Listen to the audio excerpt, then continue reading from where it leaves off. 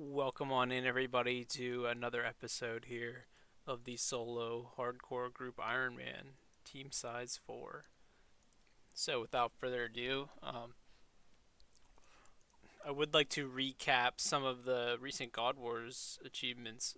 However, I believe I'll save that for the end. Let's jump into some spicy content. So, I've been dabbling into the Tombs of Amascut lately, and right now the raid that I am working on. So, let me just real quick explain. So, I'm just catching anglers in the background, infernal eels for lava scale shards, and training magic at crabs here. So, I'm just gonna jump on over to the full screen raid, and yeah, while AFKing that, I am working on just doing some raids. So, been doing a few. I believe is 185 right now. I was doing a 195 invocation. I did have Boulder Dash on, but I recently turned that off because it could potentially lead to some nasty situations where I teleport out. I could regain that 10 by doing penetration, but these are some of the invocations that I do. So let's just run through it. Currently doing a 185. I don't want to do certain invocations like Walk the Path and Path Seeker. I think I could potentially do. Um, there's some other ones like more Overlords. If I were to get a Fang, so an Osmondton's Fang, I would have much higher DPS. But currently, my best stab weapon is the Hasta. So, with the Zami Hasta only and not a Fang, I don't have that double roll on accuracy. Therefore, I just have extremely limited DPS in certain rooms like Baba, Kefri, and even things like Warden. So, also given the fact that my best range weapon is a rune crossbow at the moment. So the invocations that I'm running to get up to this, so obviously hardcore run for any hardcore Ironman group or solo is basically a no-brainer because some of these lower ones for the death mechanics just say that you're allowed to die a couple times, but if you're hardcore, you can't die at all. So hardcore is an instant 25. I would say you should always be doing walk for it at a minimum for the timers. Um, uh, I'm able to do jog for it. I will eventually be able to do run for it when I get a fang, but as for right now, I think jog for it's fine. Even if you're new to the raid, I would suggest after you do a few KC and understand the raid's like layout, do walk for it as a minimum because realistically, 40 minutes is an exceptionally long amount of time. As far as needing help and things like that, those three invocations that give you less and less help, I really need all the supplies I have because right now my prayer tends to run low because my DPS isn't very good, and I use some supplies on Warden due to my DPS being fairly lackluster. So until I get some better upgrades, I will be utilizing all the potions that I get. On a diet just basically means you can't use fish as food, like any type of hard food that's not brews. Dehydration would mean you can't use any potions that restore health, such as brews. So on a diet means just no anglers, no karambwans, no sharks, no manta rays. Dehydration means no brews. So I definitely want to just use brews and restores as healing and prayer. So I will not use dehydration, and therefore I can run on a diet. And what I'll do is I'll just eat my anglerfish outside of the raid, and then go in, so I can technically still pre-angler before the raid. Okay, on to and some of these other ones, like the prayers ones and overly draining, you definitely do not want those until you're very experienced and trying to move to 300 plus. So as for the individual bosses, now these next ones are the picture labels them per boss. So here's the Scarab. These five are for Kefri. The next four would be Zebok, etc. So I do Lively Larva. This just means you have more little bugs that attack you with ranged. So all you gotta do is pray range. You're probably gonna pray range anyway in that part. So that's a free five. More Overlords means that you'll get an extra scarab in each of the two shield phases where you finish off his shield and he summons a couple of scarab minions. You'll get a major an extra time, as well as I believe a meleeer on the first wave as well. So yeah, definitely don't want to do that because that just means more DPS you'd have to dish out until I get a Fang. Although I could do that easily when I get a Fang. Medic means that he will spawn tons of little scarabs that walk towards him and then will heal him or restore his shield. Meaning you'd have to switch to like blowpipe every hit of your Fang to bop it real quick and then back to the boss. That's a ton of micromanaging your switches. So I would not ever do medic even on high invocation. Blowing mud is very, very easy. I don't even know what it does because he uses dung anyway. So technically, you just have to spam click when he uses the dung, and this is a free invocation. A lot of people use aerial assault. Now, the reason I don't is because I choose to use a different selection of the wardens at the end, which would cause me to have Kefri raining bombs in a 3x3 as well on the final phase of Warden, which is definitely a no-go. So for me, I need aerial assault off until I perhaps maybe want to switch that, but it's only 10 invocations, so it's not that much. Now, as for Zebok, I use these three and not Upset Stomach. Upset Stomach means that there's just so much more poison on the field, and the jugs, uh, basically, as you roll them into the blocks to try and break a safe spot for the roar. Upset Stomach just means that there's more acid to try and do, there's less jugs, and the spread of the jugs is smaller, so it's going to be a lot harder to knock a safe spot free for the roar, and not being in a safe spot for the roar is almost a guaranteed telly as a hardcore, so I don't want to have any situations that would make me insta telly. The other ones though are pretty free. Blood magic spawns into 3. Well, you don't want to get hit. You don't want to get hit by those anyway, so typically that's pretty free. Arterial spray is his blood magic is just increased, but if you're solo, that doesn't matter. If you're in a team, just try to stay split up, and that's pretty free. And then not just a head, Zebak will gain access to this blood magic and such. So I guess yeah, you basically need this one to even do these two, and then these just amplify his blood spells. This unlocks the blood spells and summons little blood clouds, but they're easy to dodge. You just run to the opposite side while attacking the boss. So then Akka are these 4 with the guy's face here. Um, Double Trouble means he does the teleport attack with the orbs every time. I like it so that he only does one or the other. So when he doesn't do the teleport to do the Simon Says puzzle in the center, he's still attackable, meaning that all he does is summon orbs under you. So you just stand still and you can continue to DPS. So this would be a massive DPS loss and time sink. Therefore, you'd only want to do this if you're really trying to push high invocation. Keep back is terrible unless you're butterflying, but it's free if you're butterflying. I do not butterfly because that is an insane method, and really, really useful if you have only the shadow. It's only really good if you have a shadow. It's pretty bad if your best DPS is melee. Akka, and then so stay vigilant is Akka will switch styles very, very frequently. Now, I could definitely do this one, and I might do it in the future, because I'm going to use what's called radius markers. So you'll see colored radius markers surrounding Akka that let me know his style. So if I see that color change earlier than normal, I know that's from the stay vigilant, and I know to swap around. But currently, I kind of like where I'm at, but that is one that I will add later. And then feeling special. So this one is a big killer.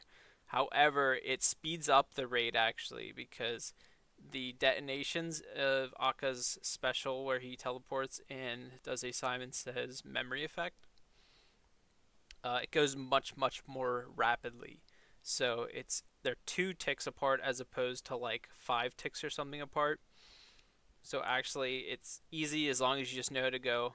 Like you literally just walk like this. You just go click, click, click, click, and it's kind of that speed. It's like the speed that a blowpipe would attack. It's very rapid, but once you know that kind of rhythm, it's pretty free. And then, so that's all Akkas. And then here we have the last few rows. So these five are for Baba. So Mind the Gap is a definite no-no if you're ever a hardcore, because if you mess this up one time, even by a single tile, you're just instantly dead, and there's no chance of survival, teleporting, reacting. You're just instantly dead. So that would be the worst invocation possible for any hardcore. Um, Gotta Have Faith is pretty free because all you have to do is kill the baboons, which you're probably going to do that anyway. So I just kill the baboons, and that's free. Jungle Japes means that the baboons drop a banana peel, I guess. Actually, I'm now just reading On Death. I didn't know it was On Death specifically, so that actually makes it a lot easier to just watch out once you spec them out.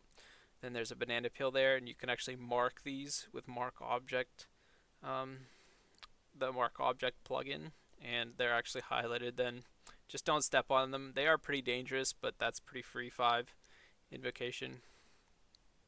Shaking things up, the shockwave underneath him will just be larger. Again, pretty free because you're going to have to dodge anyway this attack constantly. So when you see it, it's just a little bit larger. And then Boulder Dash is definitely a difficult one. I took it off recently because the boulders were just coming at me way too quick. And if you start messing them up, the pushback, as well as if they're so if the next cracked boulder is 2 to the side, like 2 boulders over, it's really hard to dodge and dip in between the distance between the boulders. It's a very scary invocation if you get really, really bad RNG there. Plus, I like to attack the boulders quickly when there's no boulder dash, and then there's a nice longer time between his waves of boulders. So typically, you can run through and get to the top where you're out of range of the boulders, and then just attack him with ranged, and you get free DPS off by not having this on. You could still skip through and attack him with range for a little while without waking him up, essentially, but boulder dash just means that you have less time to do that, and it's a lot harder. So now these last 6, it's kind of like this little Tunic and Guardian symbol here. These are all related to the Wardens and onward. So Wardens, Ancient Haste and Acceleration, um, first phase, second phase. So basically, this one I guess just means that like his attacks will charge up quicker. So the attacks in phase 1 are the pillar summoning, like, so when you're attacking the pillar at the end, this is phase 1 of the Wardens. Basically, there will be those vents over your head that you have to offset. So they'll just come out more frequently, but if you've offset them properly, then you're going to dodge them all anyway, so that's free. And then you also get bombed by the individual balls that come out. One, you have to group up with teammates. The other, you have to spread away from teammates. In a solo, you just have to tank both of them, but I guess if you're coordinated with your team, this one's pretty free. Acceleration, he will attack quicker, and the obelisk will charge at a faster rate in the second phase. So basically, a little bit more of attacks during the second phase, which means those bombs that he drops here and there, where you can either go close or really far away to dodge, those are more rapidly. His attacks are faster, I guess, and the little like red floor like heat wave things that come out at you, like I believe one of them's like a windmill and one of them's like a triangular effect that spreads outward. Those are pretty easy to dodge as long as you know where to stand and whatnot. So that one's pretty free. Penetration is the one that I have off. His attacks will be more potent in the second phase, so I'm guessing like he'll drop more bombs. He'll just spawn stuff even faster, and potentially I've heard you take a lot more damage when you mess up in this with this on. This one is the one I know as the Sick Nerd Killer. I believe Sick Nerd died. People kind of blamed it on penetration, like he took a lot of damage on P2. So that one's always scared me, but I could definitely turn that one on. Insanity is the one that I don't have on, so I believe Overclock 2, and Insanity are like all P3. So this is all in phase 3 of Warden. It's just like 1, 2, 3 difficulty, right? Overclock just means he attacks faster. Overclock 2 means he attacks a little bit faster even than that, and then Insanity means he attacks at like the absolute maximum speed. Um, the Overclock 2 I know puts it at a 4 tick speed, which is nice for things like the Bofa. Insanity brings it down to a 3 tick speed, which is just extremely fast. So you also have to remember that you're going to be dodging things like, his side minions that drop things on your head, as well as auto attack you with ranged and mage. So to have Insanity on, you're going to speed all of that up at once. It's a little bit overwhelming, and it's definitely worth the 50 points, but for me right now, I definitely don't have the DPS to be able to handle this. So yeah, that's all my invocations. That's the explanation from top to bottom. Which ones you should do, which ones you shouldn't. I didn't really go over the path ones. So these path ones are basically, they level up the paths. Currently, with all of them off, you'll just have a level 0 boss fight for all the 4 preliminary bosses up to Wardens. So that's, Zebok, Akka, and such. When you use some of these invocations, they will level up the boss fight, and basically what happens is like Zebok goes from level 0 to like level 1, let's say. So he's just harder, he has more damage output, and he unlocks, each of the bosses unlock a new ability that makes the fight harder at levels 2 and 4.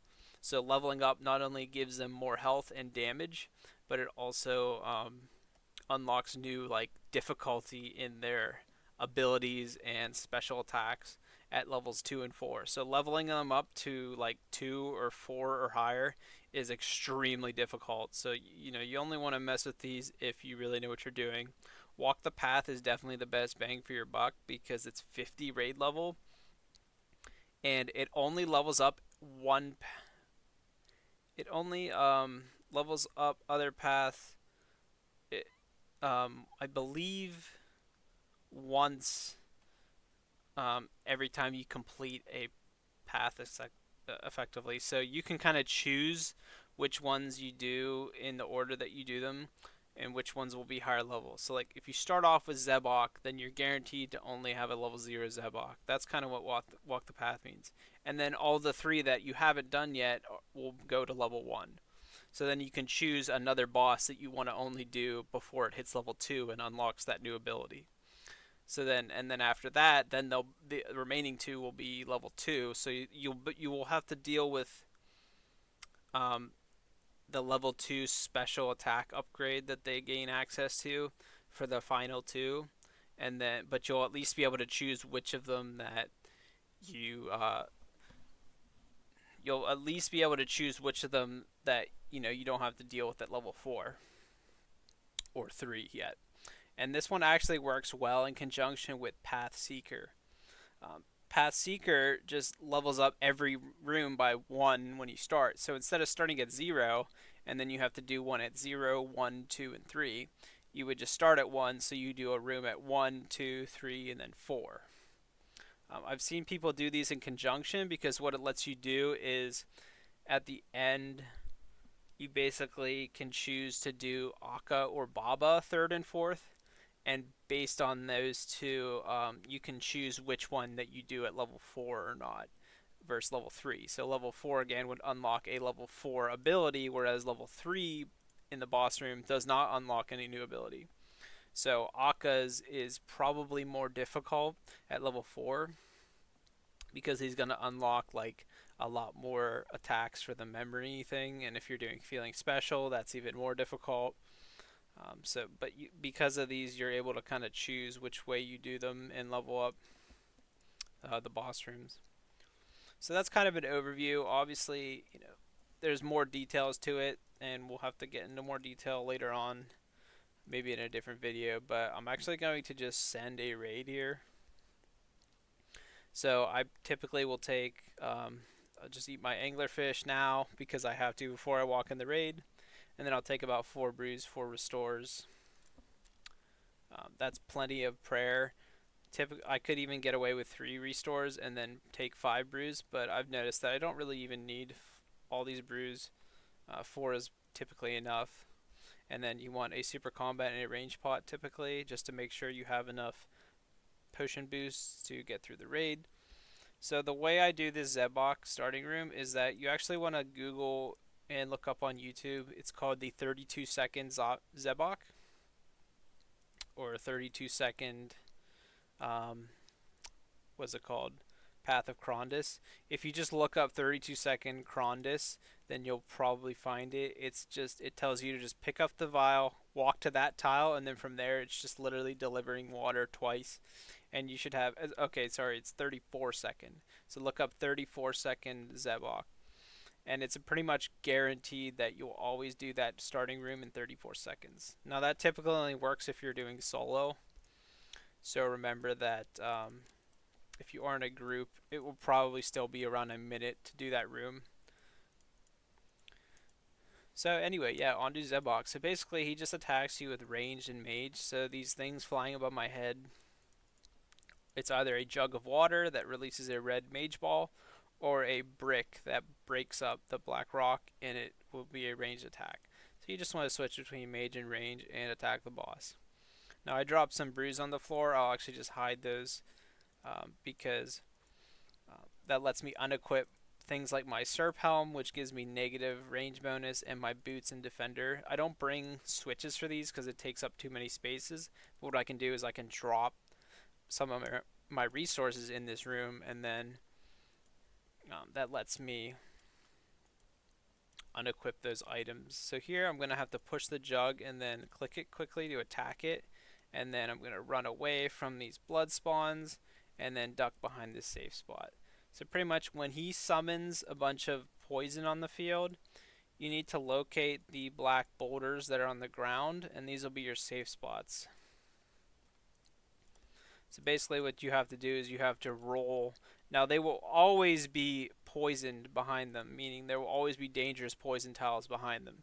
So you always need to solve the puzzle. So what you have to do is you have to roll these jugs that land, and you have to either roll them diagonally. So if I stand here, that jug would go diagonally if I pushed it, or like this, and it would move laterally in a straight line. And you have to either roll them into the boulders so that it automatically breaks itself, or if you're not going to collide with those boulders on the ground, then what you have to do is you have to then push it and then start clicking it immediately after to shoot your projectile at it. So here I'm going to just push that one diagonally, and as you see, it literally hit the rock on its own, so I did not need to attack it. If it were not going to collide, then you would have to actually attack it. These giant lines of marked tiles here are excellent to know my maximum range. I know that if I stand here, I'm out of range of my crossbow on rapid, so my character will get dragged in, so I know I can't just stand here and camp. That's important to know for the safe spots.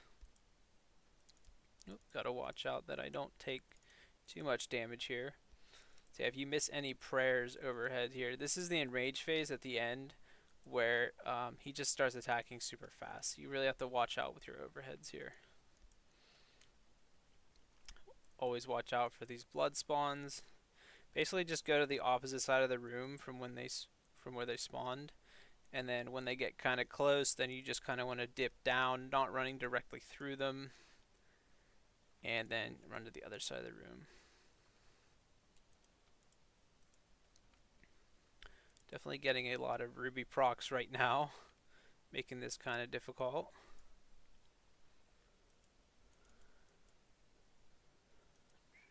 Just gotta watch, that you don't miss any prayers, and you literally don't take very much damage here. And he can still summon the he can still summon those clouds, but it looks like we're good. So I'm going to re-equip my items to pick up my brews. Don't forget your brews or whatever you dropped on the ground. A lot of people do that, and it can be frustrating. So yeah, on to Kefri. So I go Zebok and then Kefri because Zebok is a challenging room at higher levels. So later on I will probably not want to do him when I have things like Walk the Path on, which levels up your boss rooms. So Okay, so this part you can literally just search Runelight for like it's called like Tombs of Amascut. It's on the plugin hub, and it literally just gives you like solutions for a lot of these puzzles. So Runelight is kindly highlighting a lot of them. So basically in a solo you just do one side, hop over, do the diagonal side, hop over, and then you're already free. And then here you just do some solo matching. So I basically just want to unlock basically all of these so that I can see the colors, and the plugin nicely highlights them. I'm wearing my Karis because I will be using the Karis to fight this boss. This is Kefri, but once you get a Osmond's Fang, which I do not have yet as I'm an Iron Man, I will be using the Karis until I get the Fang. So definitely use a Fang if you have it. I believe it's better. So yeah, you don't really need any prayer here. I will, since I brewed down my stats, I'm gonna have to restore and super combat there because I was a little bit low attack and strength. I'd like to get a BGS off once you see the swarms surrounding my character because it's gonna be a slower attack speed than my 4-tick Karis speed. So I might as well do it since I'm gonna get kicked back to the wall anyway. I like to summon the dung on that diagonal, so right when you enter the left corner, I just like to stand near the left corner, and he should always dung that specific diagonal. That lets me reach the mage scarab that will spawn later in extremely rapid fashion from any direction. So in this phase, he'll summon that little scarab minion, but then he also summons swarms. So typically what you want to do is you want to blowpipe these scarabs so that his shield doesn't heal to full. And by doing that, I can have a lower health shield later on in this fight. And then I will have to return and take care of this scarab minion. Once they kind of become overwhelming, you know the phase is about to end. So I just switch back to the minion there.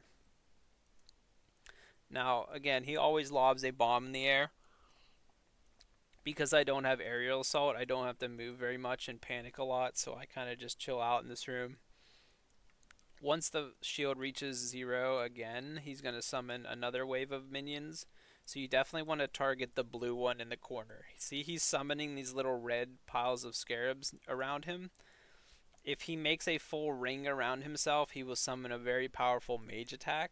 I don't even know if prayer helps, if it reduces the damage or not, but it definitely will do a ton of damage and KO you. So for hardcores, beware. And then since there was an additional scarab in this part, I pretty much can't do anything to avoid having all these swarms enter the boss and heal him. So he's going to just reach maximum shield anyway, so I just kind of wait around and wait for him to be attackable again. But that's kind of the end of the Kefri fight. Obviously, some of the invocations, like more overlords, definitely makes it so that there are more scarab minions. But once you have a Fang, the Fang shreds this boss to bits. You just want to make sure that every now and then when he does his dung attack, that you aren't walling yourself into a corner to where you can't reach him with melee. Because if you cannot reach him with melee anymore, then you're effectively doomed. And remember that whenever you kick his final shield, so the second shield, actually it might be the third shield down, he will automatically kick you to the wall and dung you. So make sure that wherever you're standing when you deal the last portion of his last shield, you are in a spot where you're okay with the dung making a line. Typically I just move far away from my other dung piles, and I never really have to worry. So for this rewards, you always want to take the right side first. It's because it'll give you the powers. It's the power side, so the power always gives you 2 salts and an adrenaline, no matter what. That's if you have all of the help invocations turned off. And so I typically need salts in these rooms. So you always want to grab salts first because salts just makes the rest of the raid super easy. It's going to boost my stats to level 125, attack, strength, ranged, magic, which is extremely helpful. So now this plugin also pulls up a nice little cheat sheet for the waves. I try to read it, as much as I can. but typically, it can be difficult to read all the waves as they happen. But it does help me for the first couple. So at the start of this room, you want to pick up a hammer and concoctions over here, the potions here. This neutralizing potion. Typically, what's going to happen is you'll see red skulls either above the vents or on the pillars. And if you see that, that just means you have to go defend whatever it's telling you to defend by either repairing the support or neutralizing the vent by standing onto any of the vents and clicking your potion stack. So it'll give you like a stack of 100 potions. You'll never use 100, but it just gives you way too many so that you never run out. And then that kind of saw up, see, look, I must have not neutralized the vents and they ignited, dealing a ton of damage. So definitely have to watch out for that. Now these curse baboons, you want to barrage. Magic and ranged hits them very well, so typically you can just barrage them and then take them out. See there, the skulls are on the roof supports, so I definitely want to do that. So I can get off blood barrages on these guys to heal, and or you can ice barrage them to freeze them. To see, I'm going to ice barrage him, and then I can take him out with blowpipe. Typically, you don't want to attack them with a blowpipe because it's a short range unless they're frozen. So I would definitely suggest watching out there. Definitely avoid the volatiles as well because they will explode. You can also blowpipe spec a lot of the things in this room, like the shamans. Get a decent heal off of them. And then you can also blood barrage the clump here of little thralls, and you get a nice juicy heal out of it.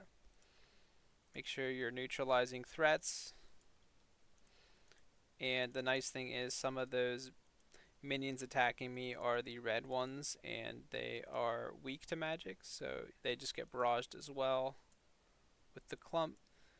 Those exploding highlighted ones are the volatiles right there. See, that guy is basically going to explode and do a ton of damage to you right away. So you need to just let him kind of get close and then do what's called popping him, where then you walk away and it should explode where you connected up with it. And then after that, you're kind of good to go. Make sure you blowpipe down shamans. I highlight them because they're extremely important to take down early. And I also highlight the the volatiles, because volatiles do a ton of damage. So if you accidentally let a volatile hit you because it wasn't marked or highlighted, then it's going to do like 40 damage.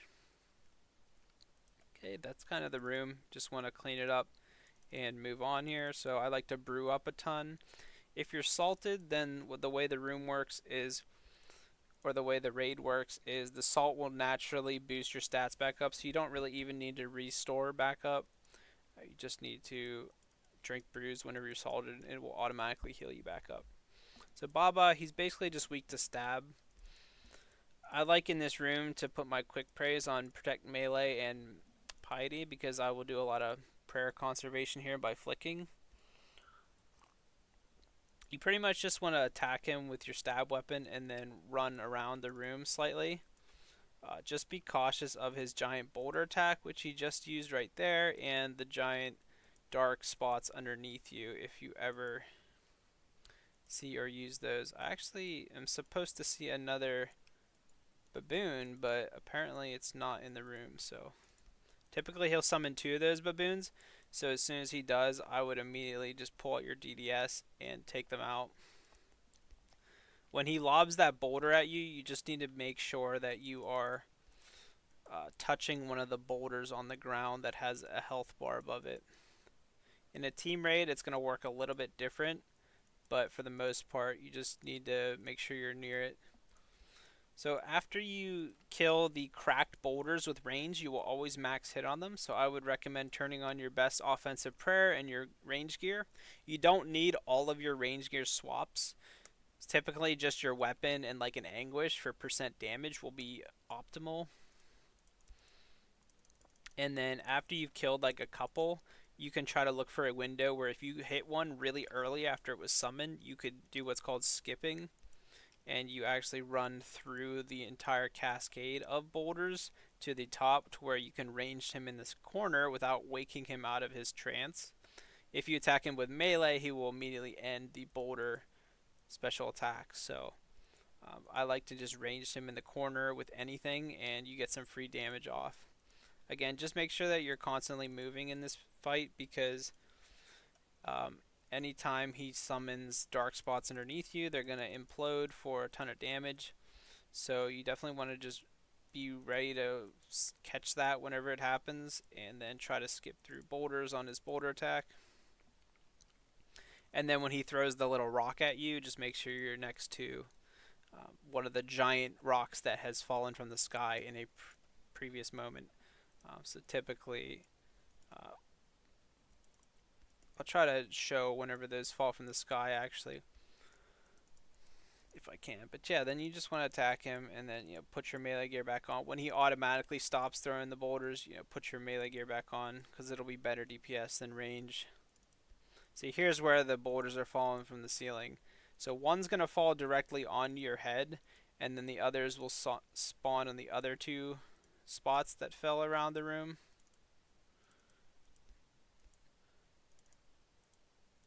And then, yeah, just make sure that you're dodging the dark spots. Stay high prayer. Stay above 80 health typically here, because if he throws a rock at you, like this, then it's going to hurt a lot if you're not next to one of those stacks. So I had to get a little bit quiet there because I need to be very focused on that specific part.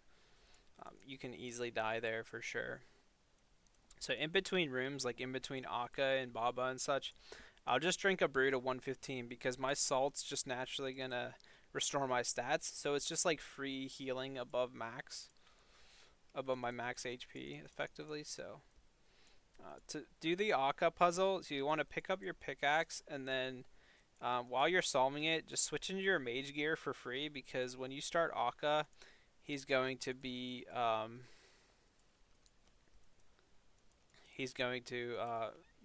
need to be maged first.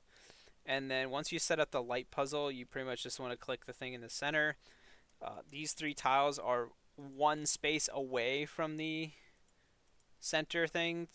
It's where you're supposed to stand whenever the light puzzle connects to where you get a one tile walking start, and it works out to where the timing lets you get a full one down. So I'm sure there's like guides on it and such, but it's pretty complicated on how to actually pull off the one down. You also need a high level in mining, so your mining level and type of pickaxe does help. So definitely a dragon pickaxe, and I believe something like 85 mining is optimal for that. So as my salt runs out, I'm gonna re-click the next dose of salt. I have another one in my little knapsack, so I don't need to worry about salting again until Wardens. Pretty much, you just want to mage Akka at the start and then start attacking his shadows when he spawns these shadows. About every quarter of his health, he will make you have to attack one of these shadows of him in the corner. Just only target one. It does not help to chip any of the other ones down.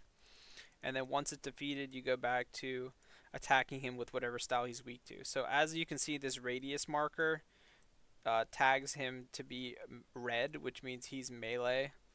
So basically what happens is I know I have to melee, or I know I have to mage him. And then here's the memory special. You just have to move back and forth between each of those, and as they lit up, so it went white, red, and then white, and then like yellow. So you just have to follow that same order in that pattern. The feeling special invocation will make that part a lot more difficult, so it's just a lot more quick. But once you get the hang of it, feeling special is very nice because it speeds up the raid. See there, so he summoned these shadows, became attackable, and then he switched to mage. So now he's a mage, indicated by the blue highlight. Also, you can tell by his projectile. His projectile here is like a little red bullet. That red bullet means that it's actually mage. When he throws just a non-red spike, That is his ranged attack, and then his melee is pretty obvious that he's meleeing you because he's literally swiping you with his spear. And again, every time he teleports away, just make sure you're in the center, ready to move around for the special. Then every time after the teleport special finishes, meaning you finish the memory puzzle at the center, you want to lure him back to the same quadrant that you killed the shadow. Otherwise, he's immune. So he needs to be standing in this corner specifically that I killed the shadow in. See, now I move to this shadow and I kill this one. Typically, melee is better DPS on these, so I'll switch from that. But you could just trident it if you really wanted to be lazy. So now he switched to the green radius, so now he's a ranger. So that's his range projectile. It's like this little white spike. Typically, I'll just brew up. I'll make sure I'm high health wherever possible, and then I'll brew up or restore up real quick. Any moment now, he's going to switch to a mage, so probably in this hit right here. Okay. He's going to do his special, so it's black, red, white, yellow, black, red, white, yellow, and you pretty much have to really feel the rhythm on that one.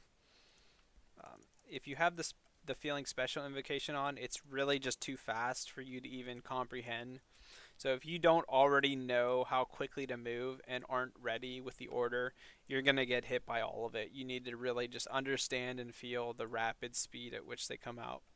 So yeah, definitely watch out for feeling special.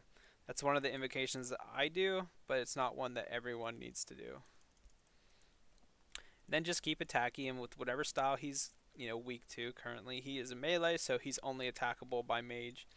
You could also tell this by his overheads. So currently he's praying a combo of melee and ranged, which means he's not praying mage, which means I need to mage him. Once he hits 0 HP, he will teleport away and do the final phase. So this final phase, I would suggest people to pray magic and piety, and you just want to stab the shadow that he is, and just kind of ignore these white orbs. You can try to dodge them, and it is worth it, but basically they just come bombarding around way too quickly, so typically you'll just have to out-eat them. I'm actually getting kind of shredded here, so I'm going to try to drop a DDS spec. There we go. DDS works well there. Claws are excellent. Any spec weapon works well. Or just fang it or stab it with a hosta or something. Okay, so now we're on to Wardens, so I always take life next because my supplies are drastically low right now. So for this, I will pull out one of each style of potion. So that's my adrenaline from the first lutations of the ghost, and now the second one gives me a ton of yellow, purple, which is basically brews and restores, and then white ambrosias. So the white ambrosia is a full heal. It's going to give me a full HP up to 125 as well. So whatever HP you were at, just go up to 125 instantly. It's like a panic button. So definitely ambrosia is an excellent sort of panic choice. Now for this stage of Wardens, I want to BGS spec and I want an adrenaline pod here. So I'm already salted, so I'll kind of wait to salt again because I still have a couple minutes left, and then I'll BGS spec twice with adrenaline. Normally the adrenaline pot would, normally the spec of the BGS would use 50% each, but because I was adrenaline potted, it reduces the cost of your special attacks by half. So I was able to double BGS there and only lose half my spec. I've figured out that this works because as long as I have 50% spec left at this point to start here, I will regen some as well, and I'll have enough DDS specs to do a 2-down Warden. Speaking of a 2-down part 2 Warden, that is. So typically you just have to out-eat these two bombs that attack you. Blowpipe is good DPS on the pillar here if you landed BGS. It's still okay if you don't have a BGS. Other than that, I guess the shadow is technically good, and the Bofa is an excellent weapon as well. So typically I'll try to brew up a super high amount here, and you have to block those little balls flying out too. That'll offset the vents overhead in that first part to where They don't all just murder every single tile that you're standing on. So you definitely have to do that or you'll be vaporized by the vents overhead. And then from here, you just need to pray whatever the warden's doing to you. When he ranges, you pray range. When he mages, you pray mage. Now, because of the side I did, I have to pray melee constantly. So you want to switch to piety and your full melee switch whenever he goes down the first time. You're kind of attacking him and charging up his shield. When he fully charges up, then he opens his core for attacking. So then you want to get as many hits off as you can, typically DDS specking and adrenaline potioning. And then, something like a BGS for the final hit. If you literally know it's the final hit, you could do that. Otherwise, just keep attacking with your best melee weapon.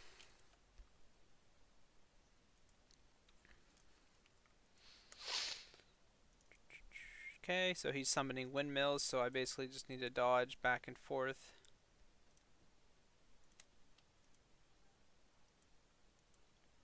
Oh, got a melee off of me without prayer.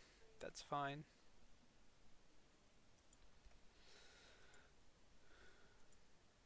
And whenever he summons that little black projectile, then you just have to dodge. It'll summon a little shadow underneath you, and you just have to make sure that you're dodging that. Okay, back to stabbing with the Hosta. I need to make sure I get off my DDS specs here. Should be able to get these off, and make sure you have adrenaline while you're charging up that part of the shield, so that way your specs don't take as much spec, and you can get off a ton of DDSs. Typically, that's the way to go. Is you just want to DDS the core. So for the final phase here, you're just going to be ranging him most likely. I guess if you have a shadow and you're in max gear, obviously you'll use a shadow. But typically Bofa or Twisted Bow works here very well. Other than that, just have to crossbow him. If I get a Fang, I'll probably move to meleeing him actually. So we'll just have to see if I end up getting a Fang and how well that does. I don't actually know the difference in DPS. So whenever you deal a bunch of damage to him, about every fifth of his HP bar, he will summon those red skulls in the ground. And with those red skulls, you need to click them one at a time with a melee weapon. Your melee weapon, no matter what melee weapon you're equipping, so I could even equip my God Sword, which is normally really slow, changes to a 1 tick delay speed after each attack. So you can just click, click, click. You just want to attack them as fast as you can, basically. And you should get a tiny little XP drop to confirm. And if you bop all the skulls, then he doesn't summon a wave attack on the ground that hits you. As you saw, I left a skull alive. That's called skull skipping. If you're interested in that method, then definitely you'd have to watch a guide, but pretty much it means that you leave one skull alive and then you stand on like this marked tile specifically. There's also a tile that works on the other side of the room, but pretty much you stand far away from the skulls on the side, and as long as you do that and you spam click one of the skulls with a long range weapon, I'm sure guides go into a lot more better detail about it, but pretty much it makes whenever the skull explodes, your left click on the skull becomes a walk here command, and then that walk here command dodges the floor attack naturally for you. So it's called skull skipping, and what it does is instead of the warden getting hit by you defeating all the skulls and him getting kind of backlash, like retaliated at, he takes a little bit of damage. It keeps him at maximum health, so then you're able to do that damage yourself, which gives you technically more points. So I guess you have slightly a higher chance of getting loot. So see, I'm gonna hover over this skull, and then as soon as they explode, you just click the ground. So yeah, after about the first couple of skull attacks, he summons his two side companions, and this depends on which side of those little red orbs at the start of Wardens that you blocked. I chose the side to where it's Akka over here attacking me, and the way Akka attacks is he attacks with 3 attacks in a row of the same kind and then swaps and repeats literally indefinitely. So I just know it's 3 range, 3 mage, 3 range, 3 mage on repeat. But this also pairs him with Kefri, which means if you used aerial assault, you'll be kind of screwed for that because it'll be a 3x3 bomb, which it won't let me dodge these little shadows on the ground here in the same process. So just gonna kill all the skulls there because I kind of messed up. Pretty much as we do this, we're rapidly approaching the end phase here.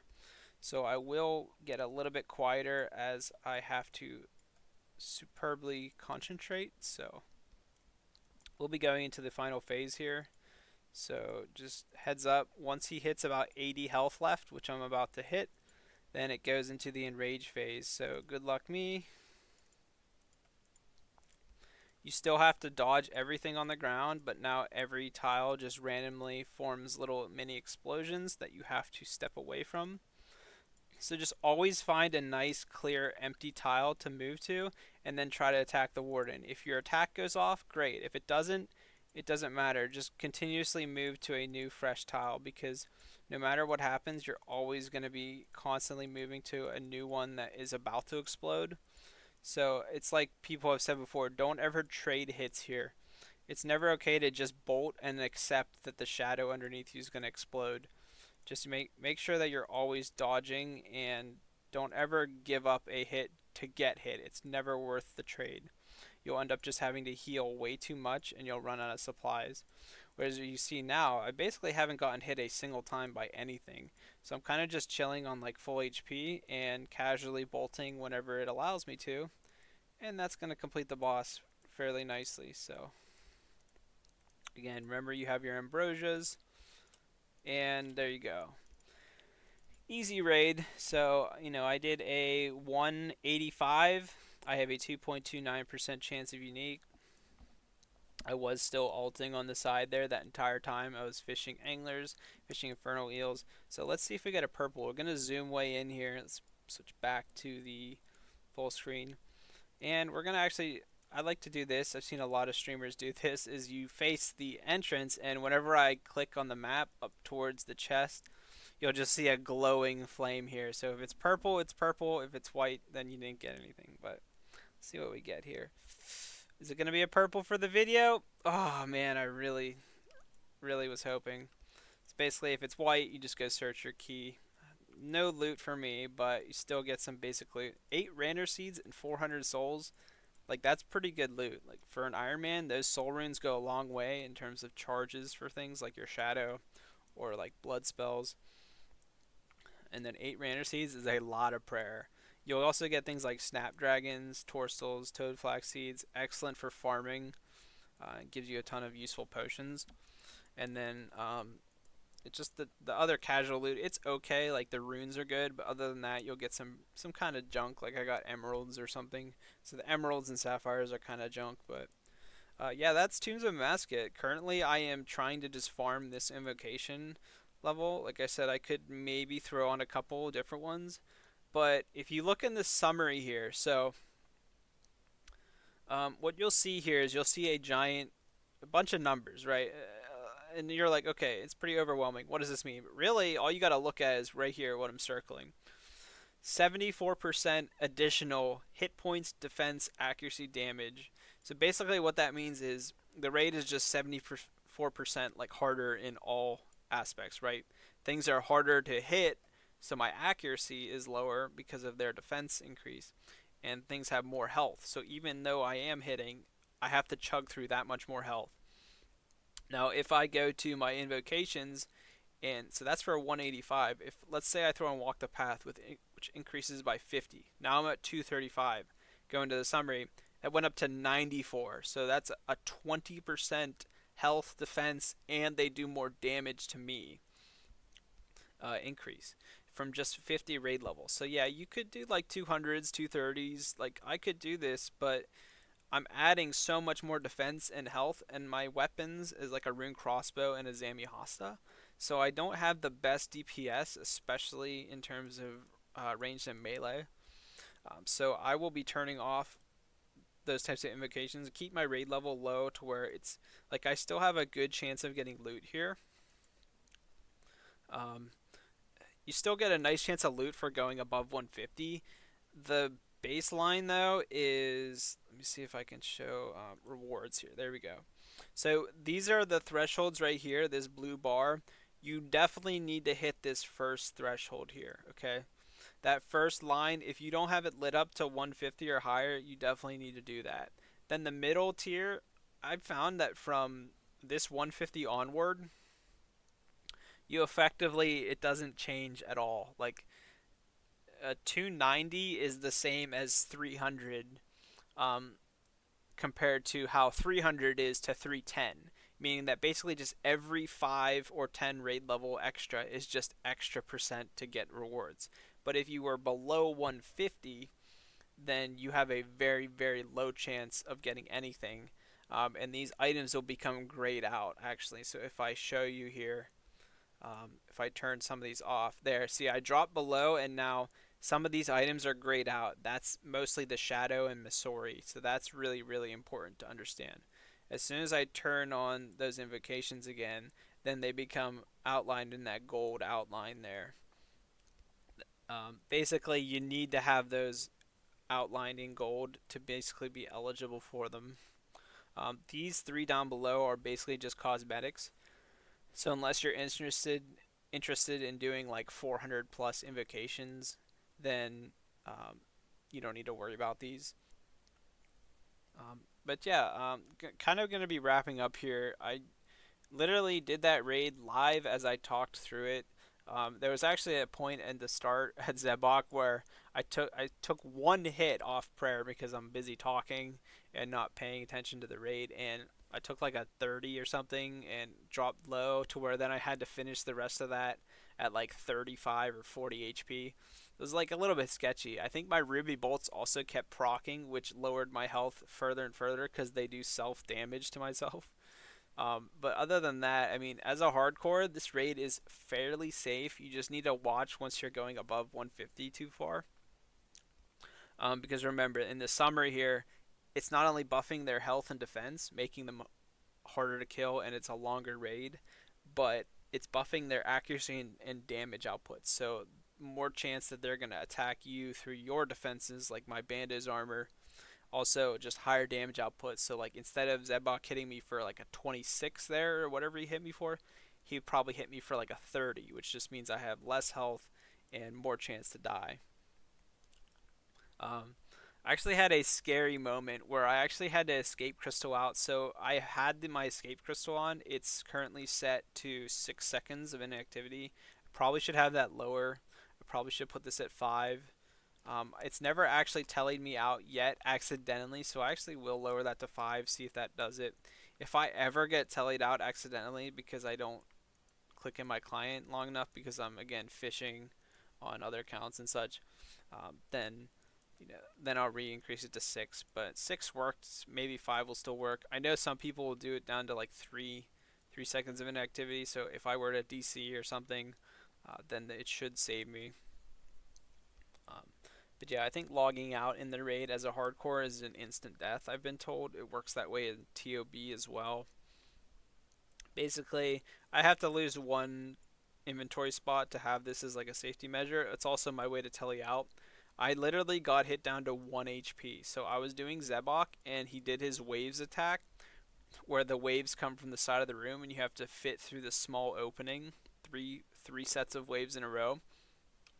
I went through one set of waves, and then after I went through, I tried to get greedy and like go to the side and attack the boss around the wave, but I went a bit too early forward to attack the boss, which put me kind of into the crossing wave as it was trying to pass me, and it ended up just like pushing me, pushing me, and every time it pushes you, it does like 20 damage. So I got hit like 20, 20, 20, and what you have to remember is the way you dodge the wave typically is you're going to stand on non-poison tiles. If you accidentally get hit by the wave, you're now getting shoved this way with the wave, probably getting shoved onto poison tiles. So every like 2 ticks, you're going to take like, a bunch of poison damage as well. I literally got hit to 1 health point. After I got hit by the wave, I started to kind of realize that I was either going to die or I had to eat through it. But in that situation, it was just I was so close to death if I hadn't made that decision as quick as I did, that I'm so glad I didn't try to brew. If I would have tried to brew, I would have just been dead because I would have kept getting kicked by the wave, and that 16 health from each brew dose is not going to make up for the poison damage plus the wave damage. So I just instantly went to my teleport crystal and I started spam clicking, just like forcefully spam clicking, and I actually managed to get it off. I literally was spam clicking the crystal so hard, and then I looked at my health as I saw myself escape with it.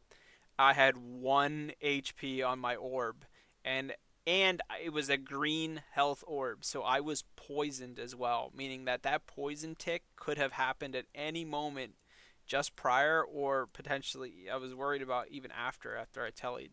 But no, after it tellies you out of the raid, it puts you at full HP. So as long as you get the teleport off, you're good, even if you're poisoned. But literally, say I had a tick to even any poison damage right before I got the crystal telly off. Like as that was happening, I literally would have definitely been dead because it was at 1 hit point. So yeah, a bit scary there. Definitely not ideal, but that's why I have my telly crystals. I need to go buy a couple more in case I use this one, but right now I'm kind of good because you just need one minimum. I had like three, but I used another one at Akka because that, remember that feeling special invocation, how it's very rapid and he ignites the corners of the room in a series based on the colors that popped up when he does his teleport away. So what happened is I saw the pattern and I was doing them, but I kind of get ahead of myself too much, so I started walking the pattern, I guess, a little bit too quick. And too quick is just as bad as too slow, and I started getting hit by them back to back, and I didn't actually need to telly out there. They only hit me for about 20 damage each. So even from like 90 HP, I would probably been fine because it was only like the last two or three of them. The first one I was standing in the right starting spot, so I probably could have brewed up and then finished that Akka, but I was like, in the moment, I had flashbacks to what had just happened where I got dropped to 1 HP, and I was like, I only lived there because I teleported out when I decided that I was screwed. Like, I needed to spam click my telly at that very second at Zebok, or I was dead. Um, so I just immediately went to teleport out and I got out of Akka safely. So not as close of a call. Definitely could have ate through that one, but I'm definitely happy with my decision to play it safe. Knowing that I'm on only one life remaining in my hardcore group, um, basically any death means the end of the hardcore series, which is very sad. So I'm trying to keep this going for a long time. Anyway, that's going to wrap up the video. This is sort of the Tombs of Amascut entry. I finally got my Zami spear from Zami a while ago, and I started getting some other stuff like Armadillo. I got bandos. I would love to have the chest plate, but it's not really going to change too much because the rune crossbow is kind of bleh anyway.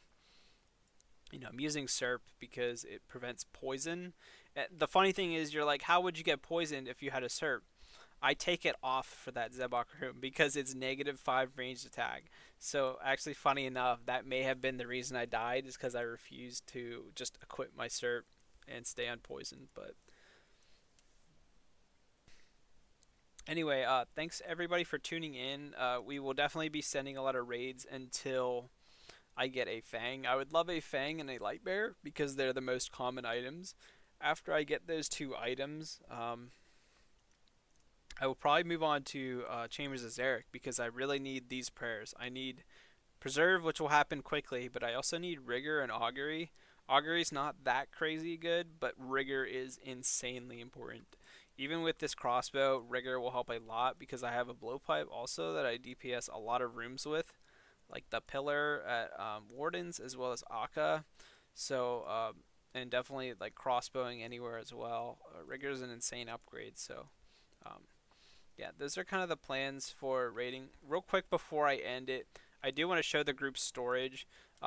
I got so many God Wars items here. I know it's a little bit messy, but let me just throw this Armadillo helmet here. So I got obviously a helmet, which was on video. Here's my second spear. This first one was turned into a hosta. I have 3 extra Bandos hilts, so I got actually 4 Bandos hilts. Kind of crazy. on the RNG there. I actually literally have one for each account now. I don't need to swap them around. A couple of extra shards. I actually don't even have the shards to make them. This is the only Godsword blade that I have completed. I literally can't even make a second one yet. So need to do more God Wars, and then that's kind of it for the God Wars drops. I got um, bandaged. I got one BCP and then four Tassies. So alongside four hilts, I got four bandaged Tassies as well. So actually, each account is just chilling in literally a bandaged Tassie permanently in their bank. There's no need for me to group storage them and share them, which is really nice. And then the Amascut is excellent. It's a best in slot for now. And if I get Masori, that's amazing because I'll just immediately fortify it. Um, Whereas I do need to go back to Armado and get like the body. So yeah, leave a comment down below if you like the raid content. If you have any questions about it, I'd be happy to answer anything. I know a ton about like the metagame and like what you should do in these scenarios. You could even like message me on Discord if you really have some questions. So yeah, leave a comment below if you have any questions or concerns, and make sure to subscribe to the YouTube channel because things are really picking up now.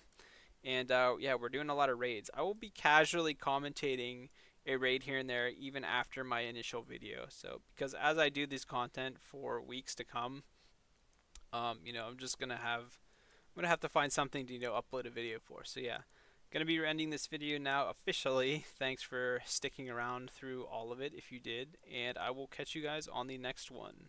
Peace.